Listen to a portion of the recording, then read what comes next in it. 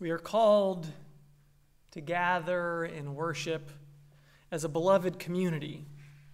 We are called to set aside distractions and anxieties, that we might touch deeper springs and be renewed.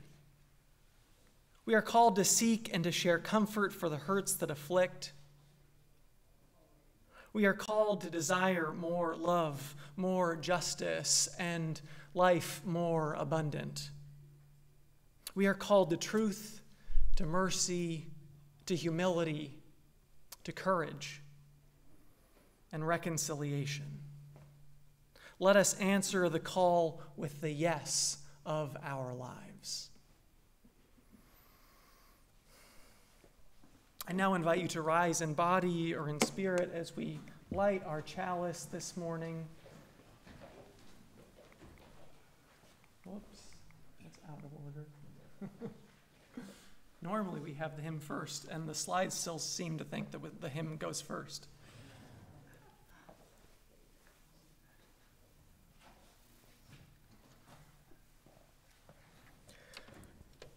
We light our flaming chalice as a beloved people, united in love and thirsting for restorative justice. May it melt away the tethers that uphold whiteness in our midst. May it spark us as a spirit of humility.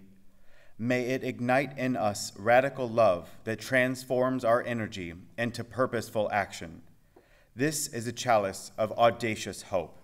This chalice shines as a light on our shared past, signaling our intention to listen deeply, reflect wisely, and move boldly toward our highest ideals. Now I invite you to join me in saying our covenant words together. I'm going to have to jump back and forth, first in English and then in Spanish.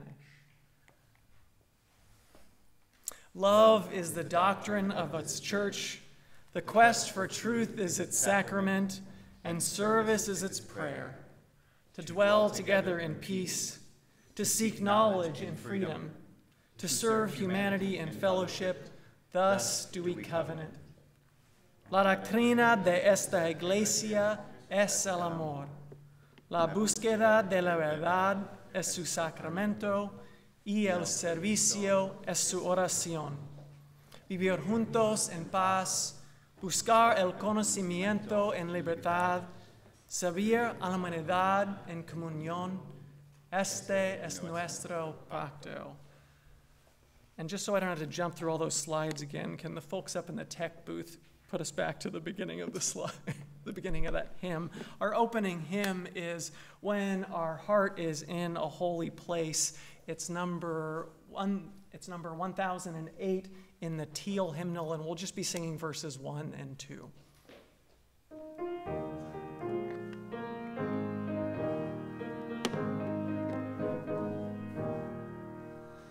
When our heart is in a holy place, when our heart is in a holy place, we are blessed with love and amazing grace. When our heart is in a holy place, when we trust the wisdom in each of us, every color, every creed and kind, when we see our faces in each other's eyes, then our heart is in a holy place. When our heart is in a holy place, when our heart is in a holy place, we are blessed with love and amazing grace. When our heart is in a holy place, when we tell our story from deep inside, and we listen with a loving mind, and we hear our voices in each other's words, then our heart is in a holy place. When our heart is in a holy place, when our heart is in a holy place, we are blessed with love and amazing grace. When our heart is in a holy place, when our heart is in a holy place.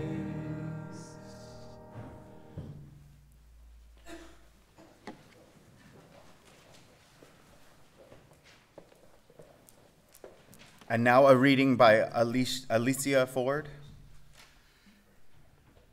Am I a guest here in this house? Are you? Are we guests here in this house? And whose house do we inhabit?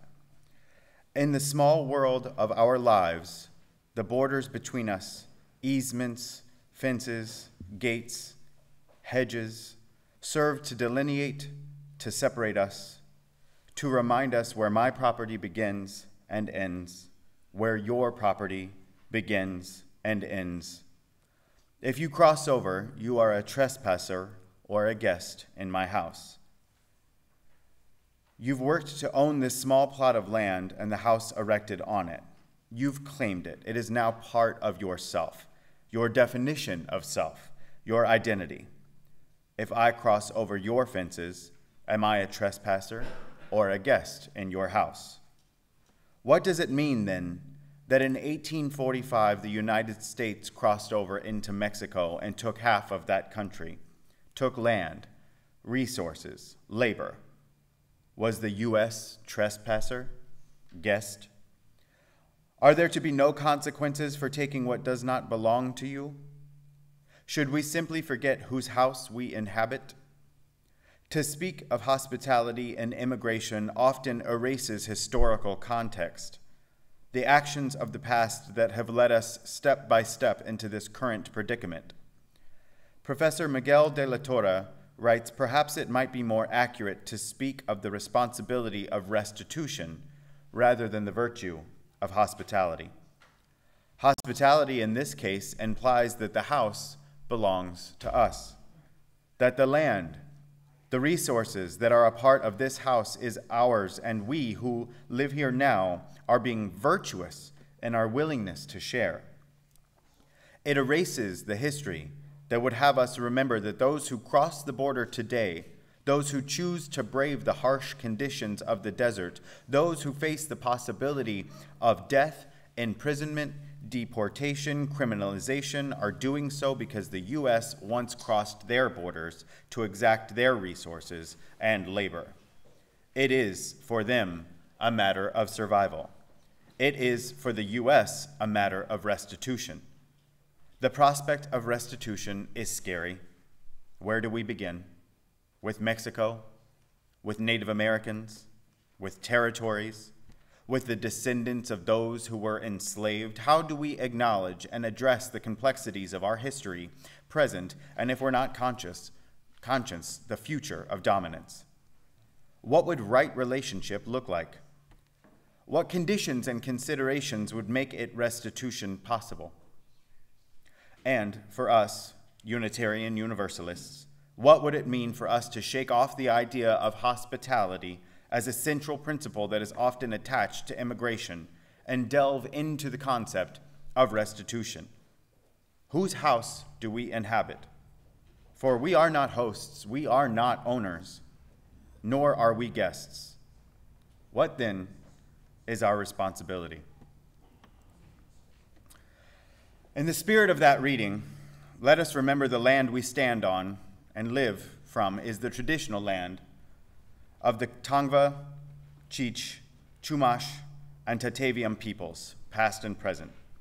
Let us honor the land itself and the people who have stewarded it across generations, that we might learn and become better stewards ourselves.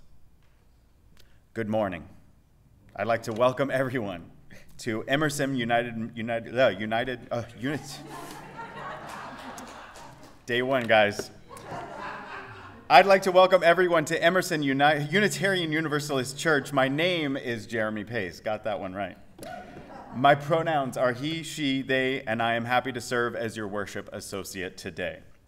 Emerson is a progressive spiritual community with a long history of serving in the West Valley.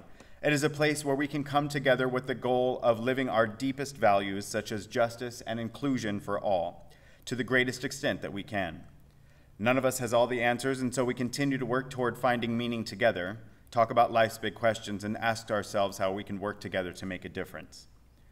It's good to see those of you who are here in person, and I'd like to extend a warm welcome to those of you joining us online as well. I want to extend a special welcome to those of you who are new.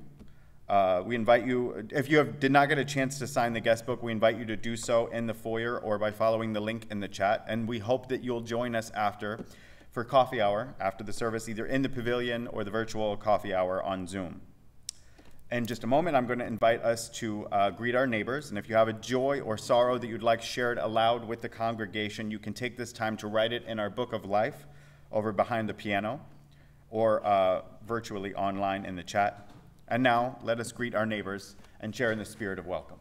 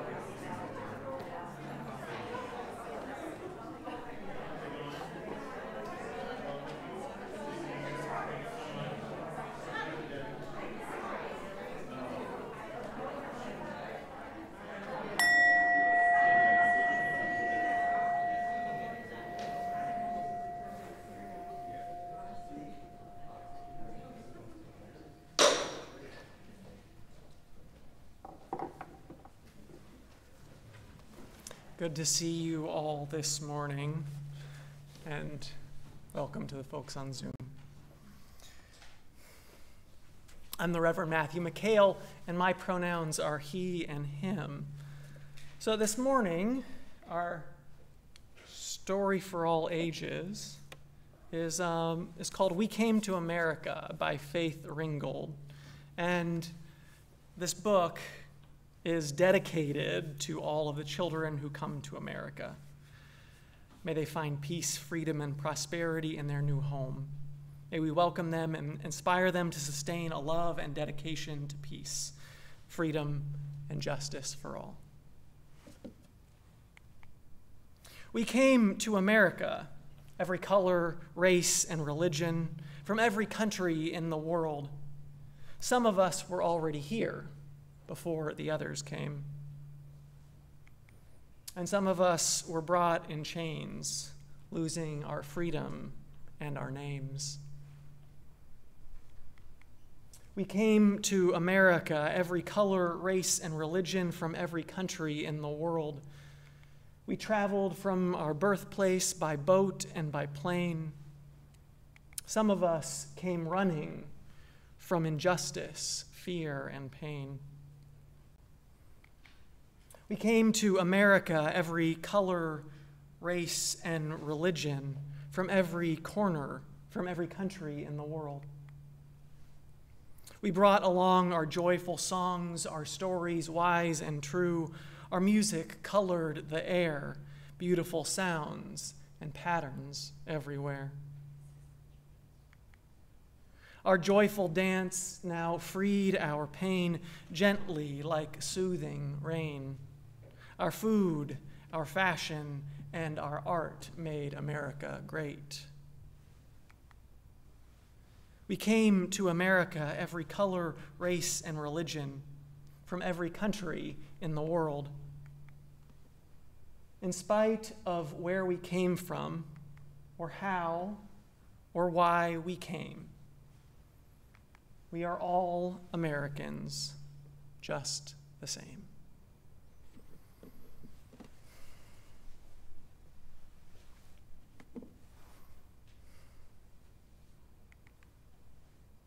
I invite you now to join me in saying our Unitarian Universalist affirmation.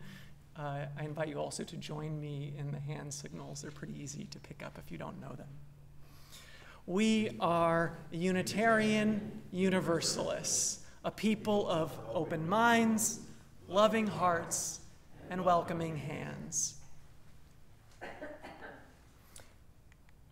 So for the past several months, during our annual stewardship campaign, or pledge drive, depending on what you want to call it, we've been hearing testimonials from members of this congregation about why this church is important to them.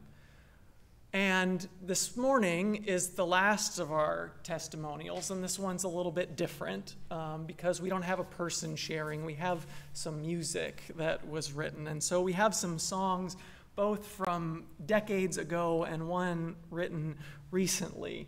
And this is also just a reminder that today after the service, or at our annual congregational meeting on June 11th, we are going to be voting to adopt our budget. And so those of you who are members, and if you looked in the e-blast, there was information about the proposed budget, which the board is putting forward kind of as a draft. It's not necessarily the finalized one. And so after the service today, there's going to be an opportunity for people to come and ask questions and have their questions answered.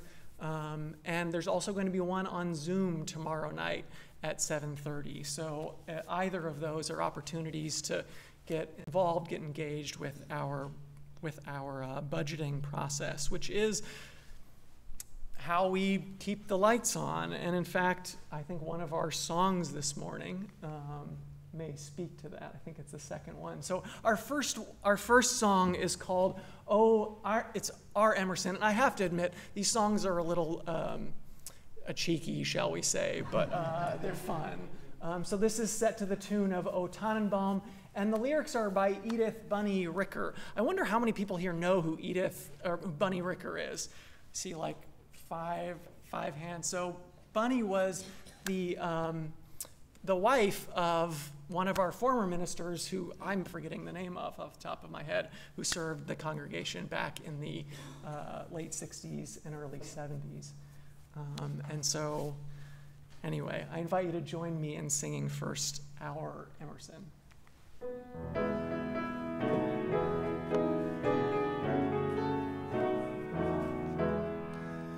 Oh, Emerson, our Emerson, Emerson, your loving arms enfold us. So welcome touches everyone, the shyest and the boldest. You help us dream, you help us grow, you lift our spirits when they're low. Oh, Emerson, our Emerson, your loving arms enfold us. Oh, Emerson, our Emerson, you are our own creation. You are the sum of everyone within our congregation. Your beauty is our joy and pride. You give our gifts back multiplied. Oh, Emerson, our Emerson, you are our own creation. And our next song, which was written, lyrics written by Adam Nissenholtz and Kevin Matthey. Adam, I don't know if you want to join us on drums for this one, or at least on your box. So Kevin is our music director, and Adam, in addition to often serving as a tech associate, oftentimes jumps in and gives us a beat. So they wrote this song together. This is Give, Give Whatever You Can. It's set to the tune of Come, Come, Whoever You Are. There's 3 different verses.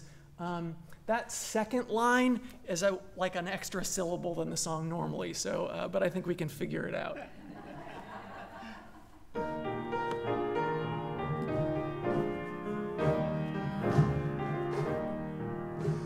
Give, give whatever you can. Give so our church can continue to thrive and grow. We need to keep the lights and AC on. Give yet again, give. Give, give whatever you can. Give so our church can continue to thrive and grow. To pay the staff and the guest ministers. Give yet again, give. Give, give whatever you can. Give so our church can continue to thrive and grow. Sometimes things break and they need repair. Give yet again, give. All right.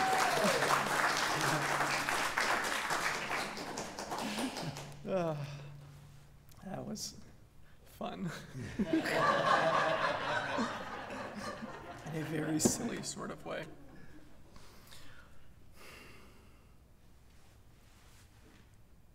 And now, a totally different tone. One of the ways that we give to the community is each week on Sundays we share the plate with an organization that is doing good work in our community. This month our recipient is the Refugee Children's Center, which is also known as the San Fernando Valley Refugee Children's Center in Northridge. And they do really great work, but rather than me telling you about it, I just want to share a video they put together about some of the work they do and why it's important.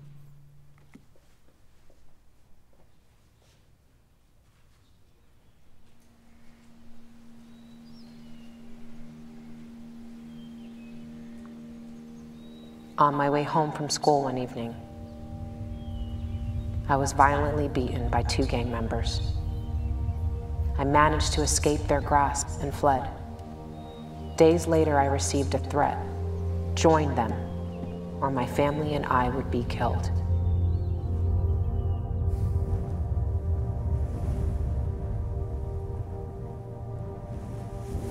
I'll never forget the horrible journey through Mexico.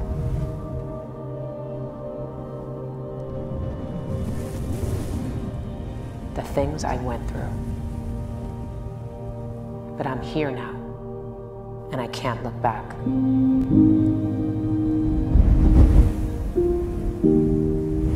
Thousands of us crossed the desert into the United States from El Salvador, Guatemala, and Honduras. We left behind everyone we loved as we fled from gang conscription, forced prostitution, and even the promise of certain death. We lived our entire lives under the rule of gangs, gangs that the U.S. created. We've been forced to make a journey no child should ever have to make. And a real shot at asylum is our only chance of safety. We are here, and we need your help. The Refugee Children's Center is in desperate need of help to pay for the lawyers who can fight for these survivors. Please share this video and consider contributing to the center.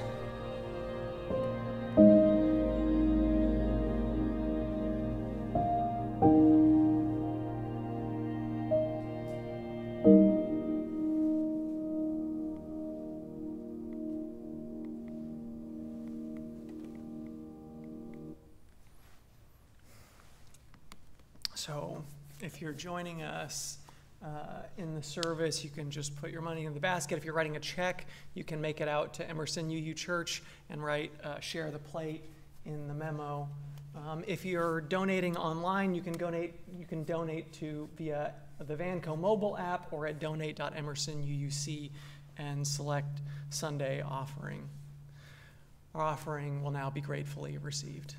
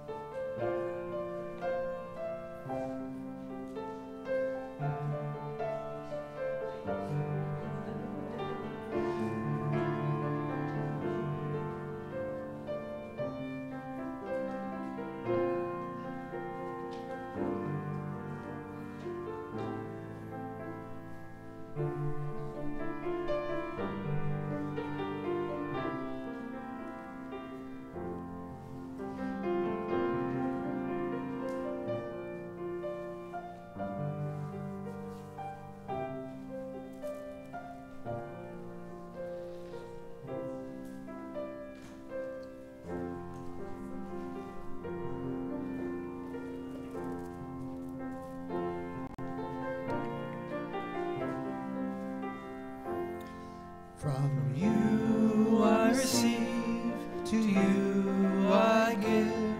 Together we share, and from this we live.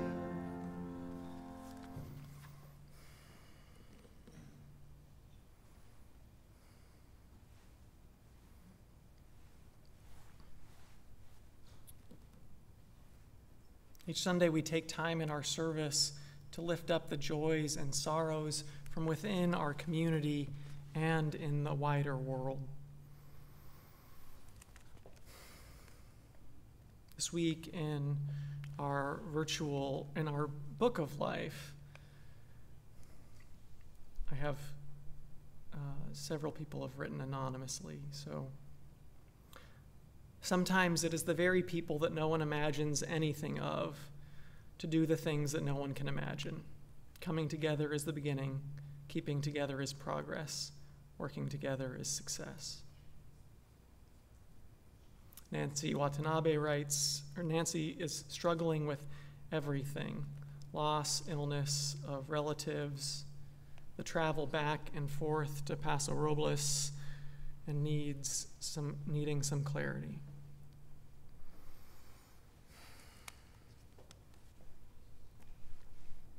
Another anonymous, feeling glad darkness is lifting from the long gray winter. So many losses. Thank you, sun, for giving nutrients to our souls. Another anonymous, I miss my mom. May her spirit be forever present in light and love.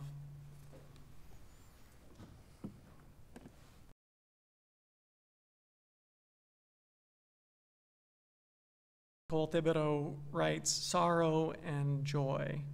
A dear friend is transitioning into assisted living. It is a stressful and hopeful time.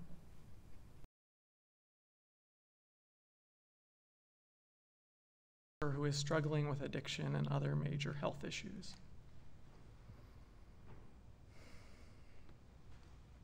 Melissa Moreau writes, "We all got COVID for the first time ever after returning from Singapore, except for Scarlett." Jim writes, "A dear friend attended their first UU service this morning at All Souls UU in New York. It sounds like the community they have been seeking." And finally, as some of you may know, Robin Wilkes got diagnosed with cancer earlier this week and is planning to go the route of palliative care. He's back. He was in the hospital. He's back at home and has time, but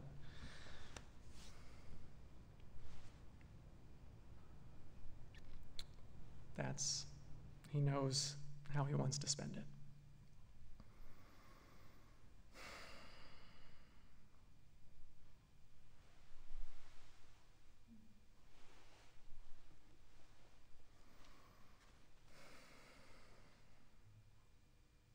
In a moment, I'm going to sound this singing bowl, and after I do, I invite you to speak into the space or type into the chat any joys or sorrows, any names or occasions that are on your heart this morning, and that you would like lifted up into this community in this, our embracing meditation.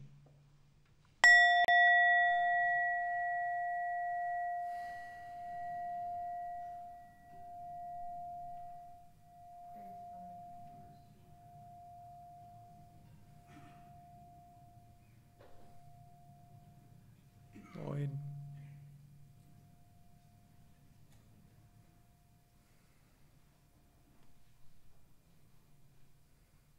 Lynn,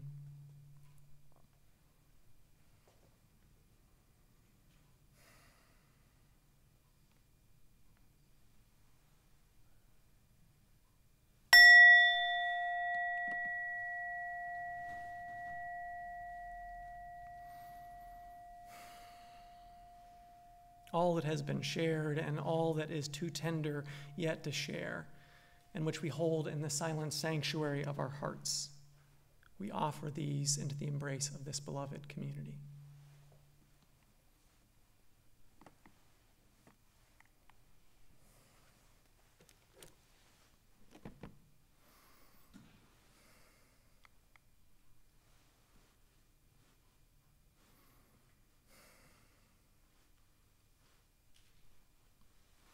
Let us open our hearts, still our minds, and enter a time of meditation and prayer.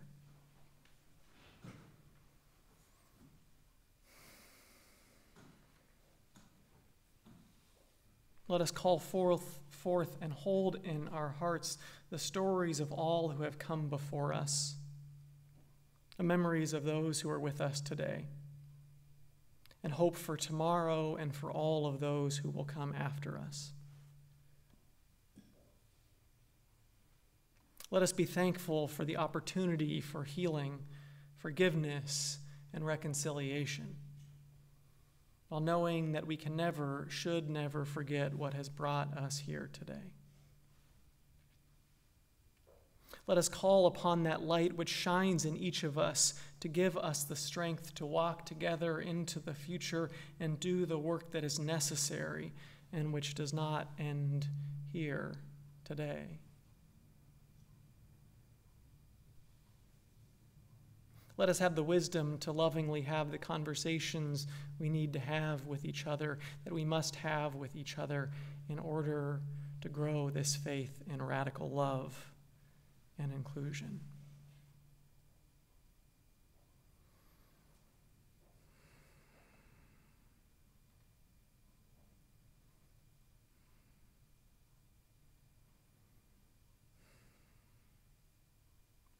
Amen.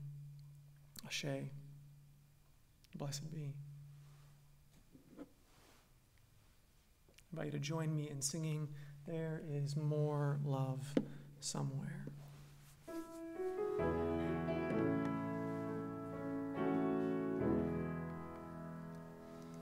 There is more love somewhere.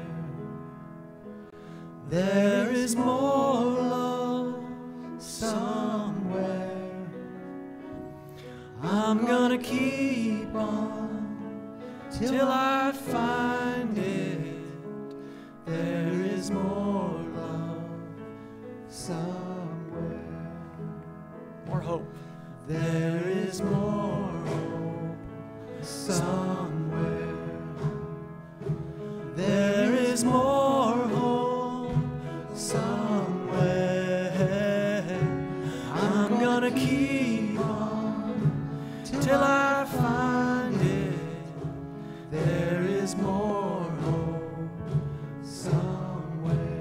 More peace. There is more peace somewhere. There is more peace somewhere. I'm gonna keep on till I find it.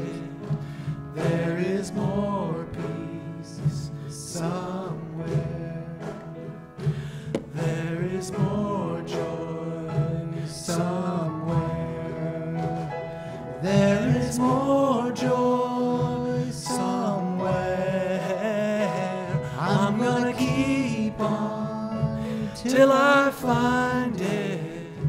There is more joy somewhere. More love.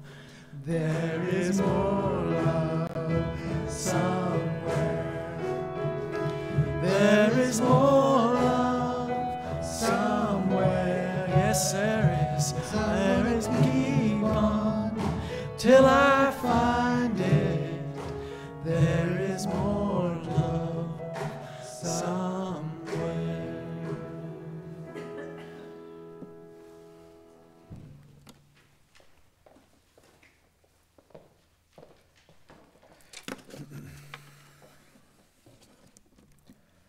Most of us have heard of carbon footprints, the amount of greenhouse gases each person generates.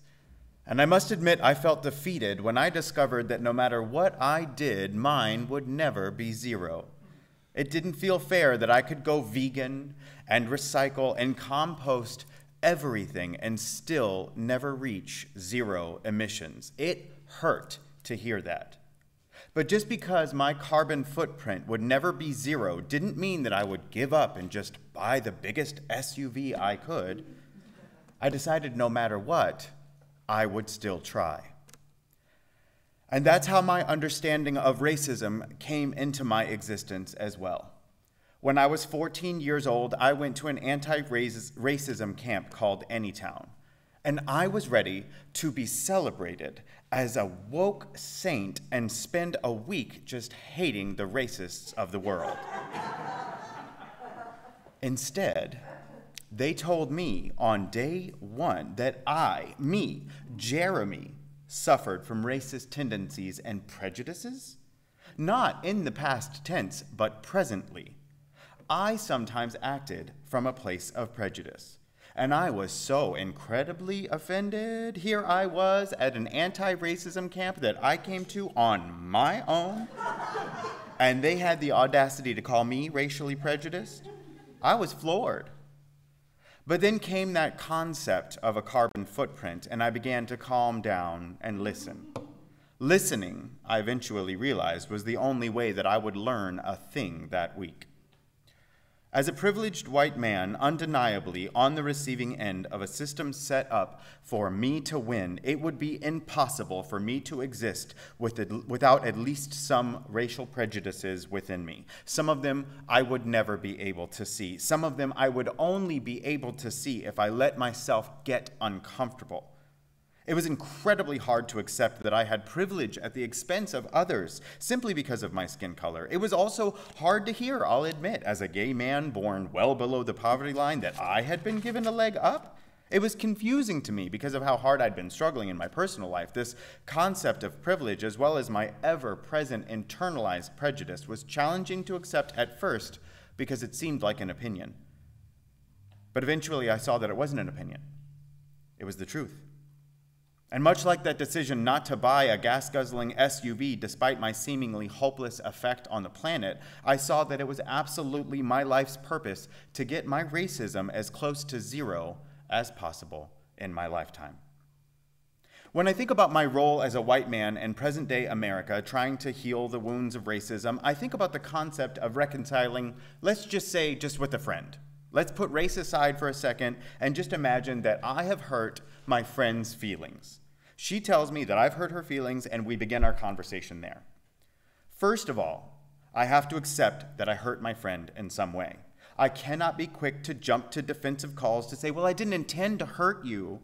My intentions matter, but they don't erase the hurt or negate the need for reconciliation. If I messed up, regardless of if I meant to or not, I have to accept that I did. And my acknowledgement of that and how uncomfortable that may make me is not more important than my friend's feelings and the very real need we have for healing. I also have to accept something very important about the idea of reconciliation, the hope of it all. If someone hurts you, and you've decided that that person is incapable of making amends or changing, or of even being a decent person, then you don't mention it. There's no need to. You don't bother telling them that they've hurt you because, of course, they have. That's what they do. So if my friend takes the time to tell me what you did hurt me, then it means that they believe that I am capable of doing better. There is more hope than despair in a friend of mine telling me that we have something that we need to reconcile. And so I bring these concepts of reconciliation into my awareness of existing as a white man with work to do. The example I gave was just between me and my friend, and race obviously involves more than just people I know, but if I come into the national and global racial conversation seeing my human family members as anything other than my friends, then we aren't destined to get very far. There has been hurt. There is hurt. We need to heal. Wrongs have been done by my elders, by my ancestors, and by me. It's hard to look at these ugly truths, but I have to admit the state of affairs before I can fix them. I have to, for the sake of people whose pain as a result of these truths runs far deeper than my pain of accepting the ugly truth of my people's actions. And I must remember that there is hope to be better and to do better. I am part of that hope. And so I seek to get that racial footprint as close to zero as I can every day in every possible way, and I will find other hopeful humans of every race to help me. It is the disease of separateness and othering that lies at the root of these problems. And while I don't know the solution entirely myself, I know that this disease's opposite exists within togetherness. It is a problem that we solve together. And together we'll discover every day what the future of reconciliation looks like. We will change with it constantly, and we will let it change us.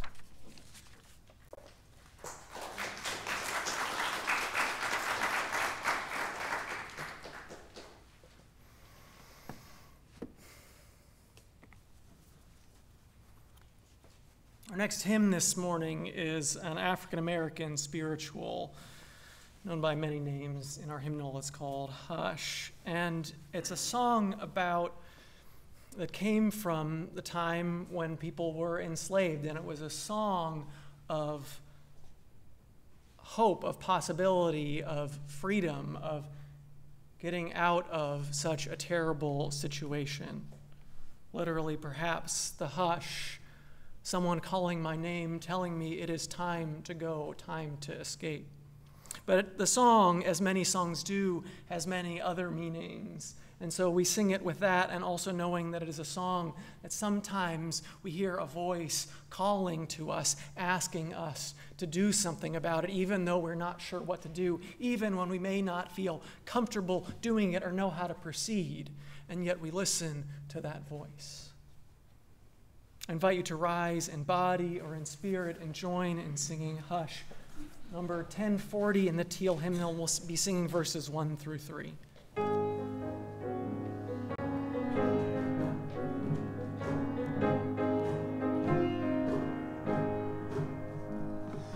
Hush, hush, somebody's calling my name.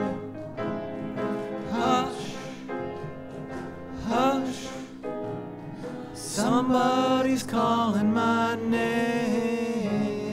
Hush, hush.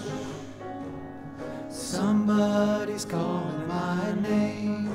Oh my Lord, what shall I do? What shall I do? Sounds like freedom. Somebody's calling my name. Sounds like freedom. Somebody's calling my name. Sounds like freedom. Somebody's calling my name. Oh my Lord, what shall I do? What shall I do? Sounds like justice. Somebody's calling my name. Sounds like justice. Somebody's calling my name. Sounds like justice. Somebody's calling my name. Oh my Lord, what shall I do? What shall I do?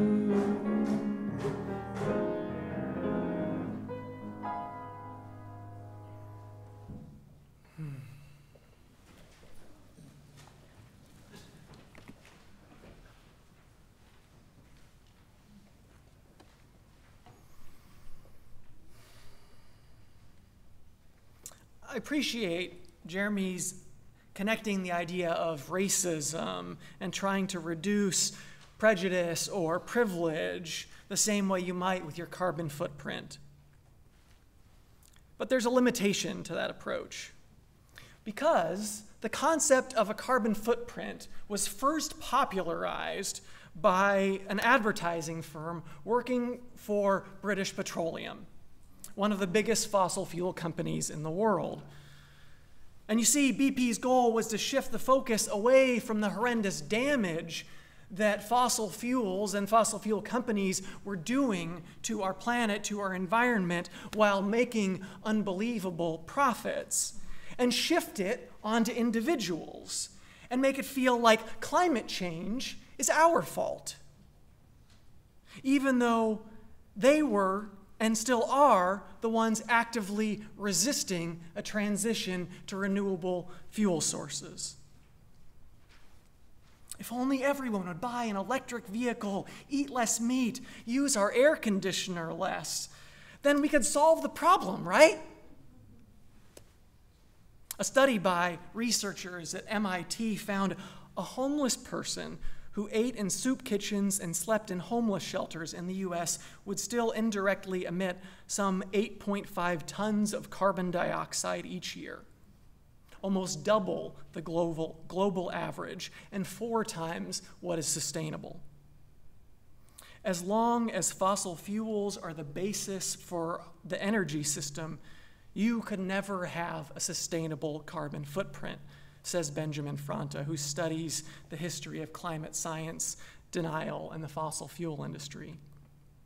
He continues, their strategy is to put as much blame on the consumer as possible, knowing the consumer is not in a good place to control the situation.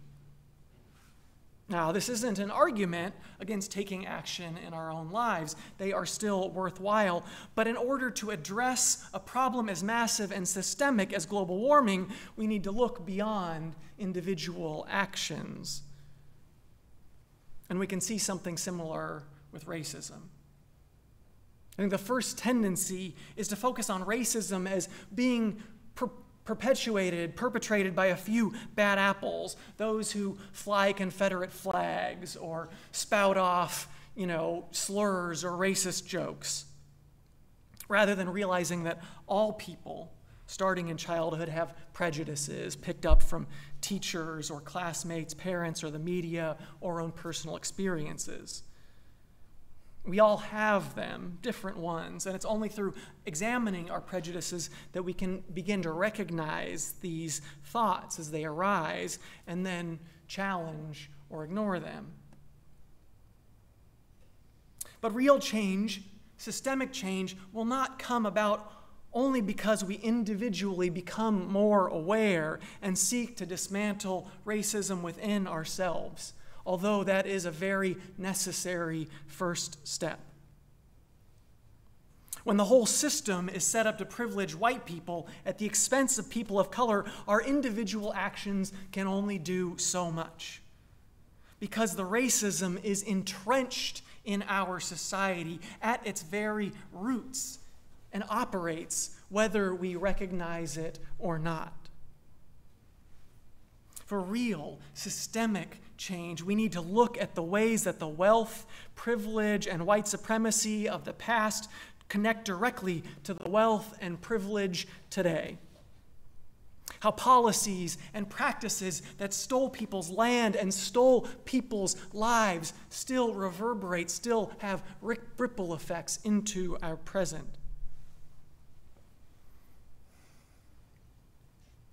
Ta-Nehisi Coates wrote in his influential essay, The Case for Reparations, which, if you haven't read it, after the service, I invite you to go read it. It's excellent. If you have read it, I invite you to go read it. It's still excellent 9 years later. He writes, "What is needed is an airing of family secrets, a settling with old ghosts. What is needed is a healing of the American psyche and the banishment of white guilt. What I'm talking about is more than recompense for past injustices, more than a handout, a payoff, hush money, or a reluctant bribe. What I'm talking about is a national reckoning that would lead to spiritual renewal." Because that's the thing about this, about white supremacy, is that it harms everyone, not just people of color. It harms white people as well, in the way it damages relationships with others. Not to say that the harm against white people is comparable to the harm against people of color. They're not. But it is to say that it harms, that it corrupts the soul, if you believe that, just, tarnishes everything, gets its roots into everything.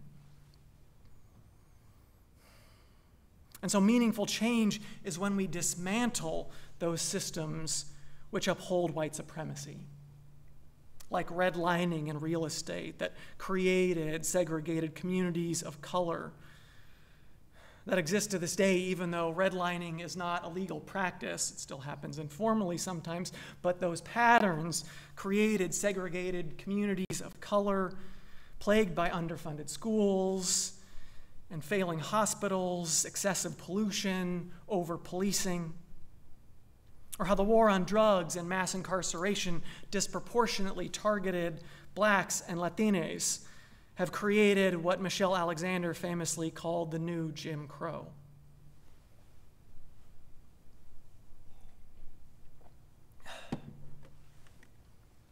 And we've made progress in our country, and yet it often feels like it falls short, right? Many of us have come to realize that those efforts to create a more just society have fallen short, from Brown versus Board of Education to the Voting Rights Act to the Civil Rights Act, of people actively resisting it, undermining it, not supporting it, or finding other ways for that prejudice and oppression to find its way into the system. And in fact, critical race theory, which of course has become the boogeyman for some in the past couple years, it originated as a study of why that was. Why is it that after we passed all these laws that were supposed to create a more just society in the 1960s, didn't actually produce the changes we expected? And so it looked at, critical race theory was originally a legal theory, looking at how oppression is built into our systems, into our institutions.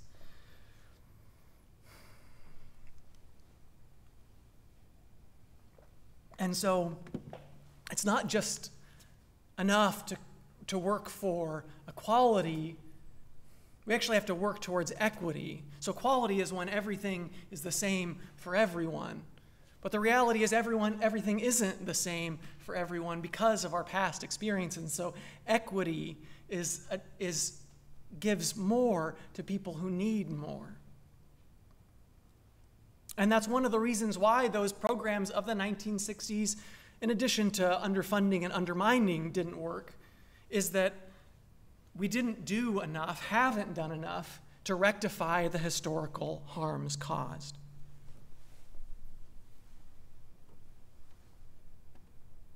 I mean, how long has it been?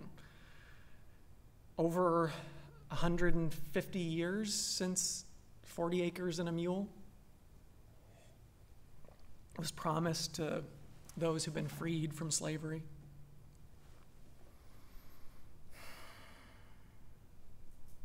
And so I want to talk a little bit about reparations, which when I decided on this topic a few weeks ago, I couldn't guess that there were actually going to be several news stories within the past couple weeks about reparations in our country. So earlier this week, Representative Cori Bush introduced the first bill calling for reparations in U.S. history for the descendants of enslaved people. That was introduced into the House. And in this current climate, it frankly does not have any chance of passing. But there was some other news, closer news to us. So just this week, again, there was news that the California Reparations Task Force, which was created in 2020, is due to release its recommendations at the end of June. And this would be a first in the nation program to address the harms caused and to make recommendations for how we can improve things. And although the details aren't out yet, again, it's going to be released in the end of June, there will be recommendations about financial reparations, but also other recommendations about ways that we can improve society that will help those who have been historically marginalized, as well as people who are currently marginalized, regardless of race. One of the ones that I think the only other one that I've heard about from reading the news was a recommendation about single-payer health care, to make it so health care is more affordable to all people and accessible to all people. And so I look forward to knowing more in the coming months. Part of me wishes that I had waited until July to preach this sermon so that I would have more details, but it is exciting nevertheless. And so I'm curious because there is in our state a number of people who do not think that reparations are warranted, that the cost is too high. And so I think it's really important to have conversations and to lift this up and talk about why this is important, why this is necessary, and it's not just about specific financial payments, but also other ways to address the harm that has been caused and ensure that it doesn't happen going into the future. And we've done it before as a country with those who were interned in the Japanese internment camps. We do have a history of owning up for our failures as a country, but there seems to be something about the history of racism towards black people, of slavery and Jim Crow and segregation that people aren't as willing to address, which is, again, comes down to racism. I mean, there's no other way to put it. And then there's more news. As I was typing information about what was going on in California around the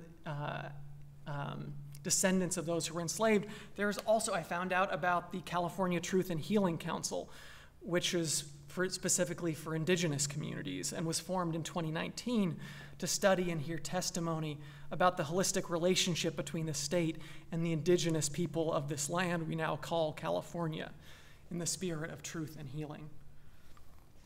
And they too have a report that will be finalized by 2025, and that will certainly help to set the historical record straight. So that was part of one of the main goals there was to actually tell that history, which has been hidden from us and whitewashed by us. I don't know who else remembers making missions in 4th grade. Something that I didn't learn until years later was deeply oppressive.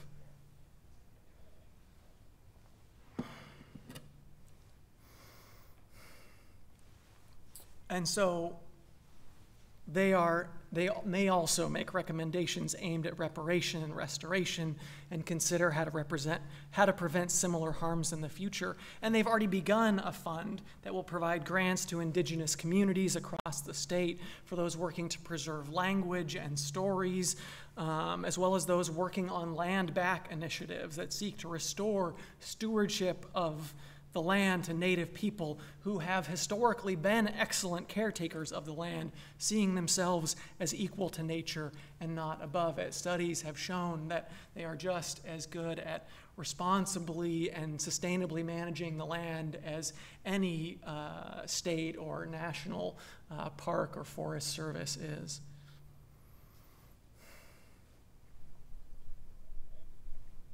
And what then about those immigrants who come here undocumented? As our reading earlier in the service that Jeremy shared with us spoke to, about how, here in California, we live in part of the state that used to be part of Mexico, and of course before that was indigenous land. And so then what does it mean to address that issue? Obviously, in some ways it's very simple and something we've come very close to, or at least one thing, which would involve a path to citizenship. And also for those people who are coming across our border now seeking asylum, refugees, we need a system that is far less onerous, especially considering how it's American political and economic activity that has directly contributed to the violence, poverty, and instability that so many refugees in Central America are now fleeing. What is our responsibility? But in order to do that, in order to understand the need for it, we have to admit that history happened before we can take steps to fix it, to address it, to heal those harms caused. And I look forward to engaging those questions as a congregation. But I also want to bring it back not just to the state, not to the country, but to our own, to Unitarian Universalism. 5 years ago, all our Unitarian Universalist congregations were invited to hold a service called The Promise and the Practice, where we centered the voices of Black Unitarian Universalists, talking about their sometimes painful experiences in Unitarian Universalist spaces. And our congregations were also encouraged to take up a special collection to support the organization Black Lives of UU with the Unitarian Universalist Association, matching those funds. And that itself was a response to a broken promise by the UUA in the 1970s, when promised funding wasn't given after there was a budget shortfall. And that service was a powerful one of hearing those stories of hurt, as well as looking forward to the possibility of healing and growth and transformation, working towards that beloved community of all souls that Dr. King talked about, preached about. And it was powerful, if just one step in addressing past harms and working to make things right.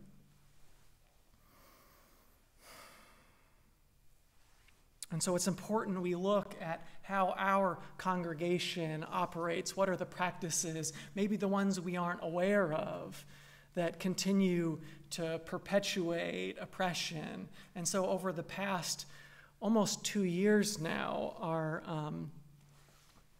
our racial justice task force has been studying this report, Widening the Circle of Concern, that seeks to widen to widen the circle of concern of who we're paying attention to, who we're centering, who we are, how we are transforming ourselves to be more welcoming and healing and transformative for people who have been historically marginalized, and particularly people of color and trans people. And pretty soon, I think at our next meeting, we're going to be talking about action steps, next things that we as a congregation can implement to help widen that circle. And I'm very much enjoying the process we've been through so far and looking forward to what comes next. I want to close with the words of Unitarian Universalist white anti-racist organizer and educator Chris Crass.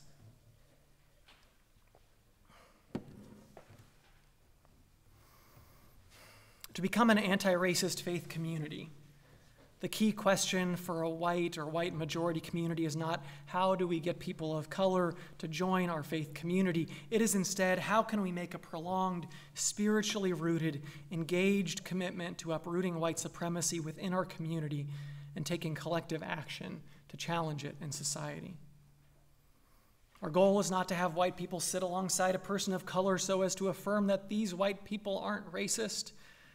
Our goal is to build and be part of beloved community, united to end structural oppression and unleash collective liberation in our faith communities, in our schools, our neighborhoods, workplaces, and throughout society.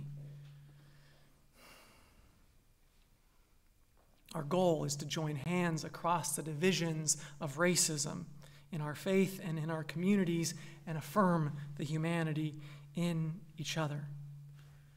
Our goal is for our faith communities to be spiritually alive, learning from and contributing to liberation cultures and legacies, for our faith communities to be welcoming homes for people of all colors, sexualities, classes, ages, abilities, genders, and citizenship statuses, for our faith communities to regularly invite us into and prepare us for courageous action, for collective liberation, held in loving community for the long haul. May our faith communities be active agents in the world to help us all get free together. Amen. Ashe. Blessed be.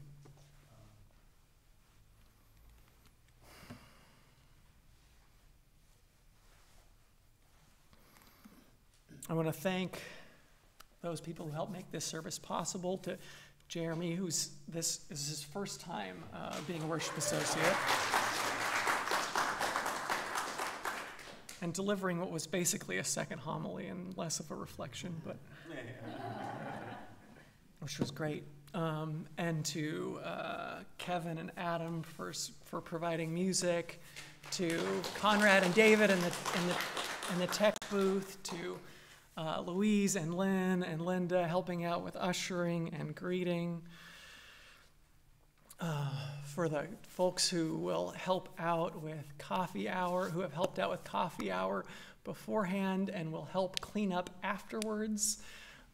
Your work is gratefully appreciated, and all those who help out in so many ways, seen and unseen, every day and throughout the week and throughout the year.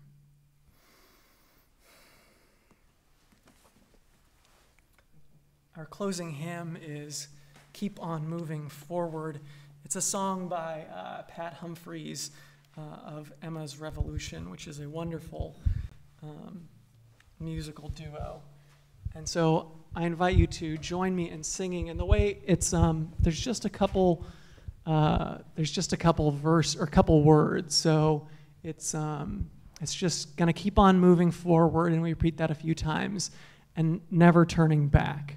So and then that first line is going to change each time, and then you'll just pick it up along with me. So,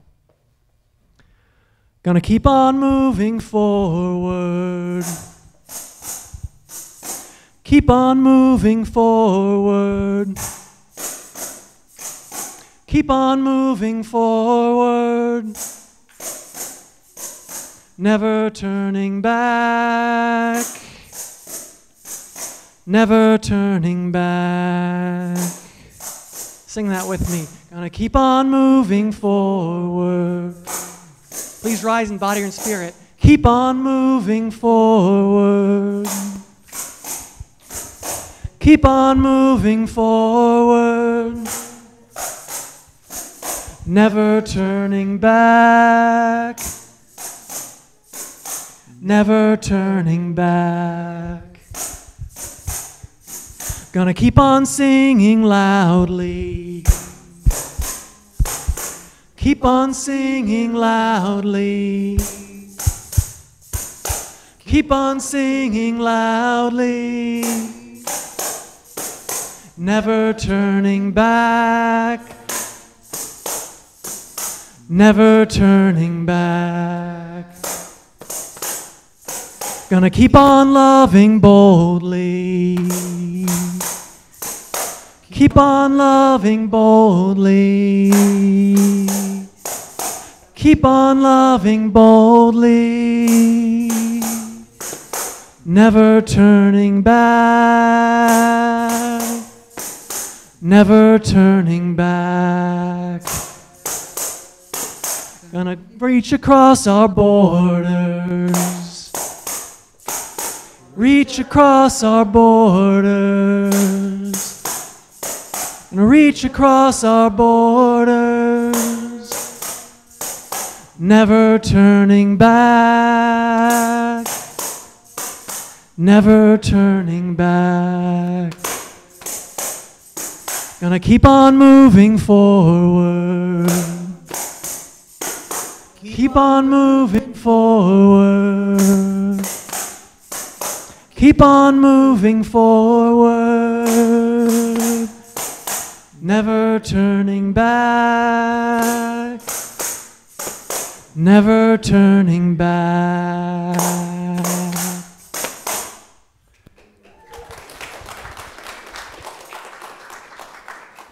As I extinguish our chalice, I invite you, as you feel comfortable, to reach out and take the hand of someone nearby you, or to bump elbows, to touch a shoulder, whatever feels comfortable to you. And for those of you who are joining us online, I invite you to send your energy out to everyone else online and to those of us here in the sanctuary, and we send that energy back to you. I close with the words of Kimberly Quinn Johnson. Hush. Somebody's calling your name. Can you hear it? Calling you to a past not quite forgotten. Calling us to a future not fully imagined. Hush. Hush. Somebody's calling our name. What shall we do?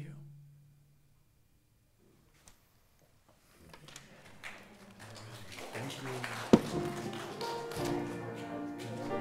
That was great. That was awesome. Unsurprised.